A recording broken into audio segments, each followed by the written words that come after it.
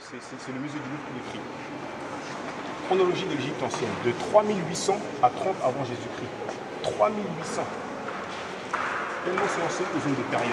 Nagada 1, vers 3800 à 3500. On a déjà des monuments. Ensuite on avance.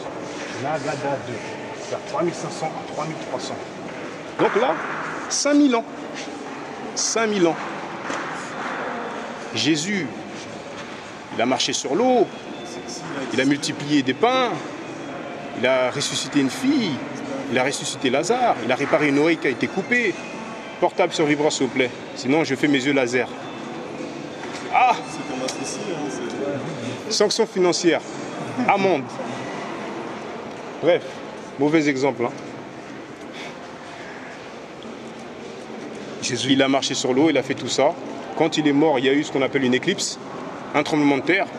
Jamais dans l'histoire de l'humanité, j'ai entendu que quelqu'un a dit, ben, vous savez quoi, aujourd'hui il y a une éclipse et un tremblement de terre.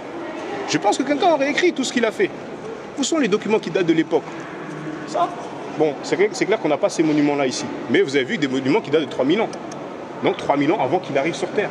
Parce que souvent, quand on demande des documents pour Jésus, ils disent, mais non, mais c'était il y a longtemps, c'était il y a 2000 ans. On va dire, attends, je vais au musée du Louvre, j'ai des monuments qui datent de beaucoup plus longtemps que ça. Et on voit des gens qui n'ont même pas de nom, des serviteurs, etc.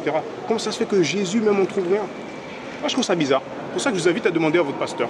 Bref, on va continuer. Nagada 3, à 3300 à 3100. Par contre, ah oui, voilà, là, ça va être intéressant.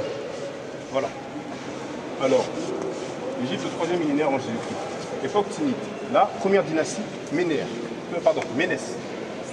Palais de Narmer. Ménès, c'est Narmer en fait. Vous savez, c'est un peu compliqué parce qu'il y a le nom traditionnel comme Diotimès, après il y a le nom grec, Toutmosis, c'est particulier.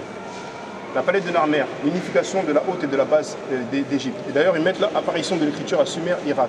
Bref, on va laisser ça. Une petite parenthèse, hein. Sumérien, tête noire, moi j'y crois pas. J'ai fait une vidéo qui s'appelle White Semites Black Awakening. Même si elle est en anglais, je vous montre des monuments. Vous allez à la Bibliothèque nationale de France, vous allez prendre les livres qui parlent de Mésopotamie, de Sumer, d'Akkad, de Lagash, etc. Et vous regardez les monuments de 1600 avant Jésus-Christ jusqu'à environ 700. Ils ont un phénotype caucasien. Donc les têtes noires, c'est peut-être les cheveux noirs, c'est peut-être bronzé. Il ne faut pas s'arrêter à des descriptions. Il faut voir les phénotypes. Vous voyez ce que je veux dire? Le nez, les lèvres, les cheveux.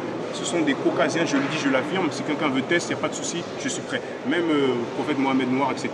Si quelqu'un veut tester, je suis prêt. J'ai fait une vidéo sur le professeur Gomez que je respecte beaucoup, dont je voyais les vidéos alors que j'étais en Angleterre. J'ai eu un désaccord, j'ai été courtois.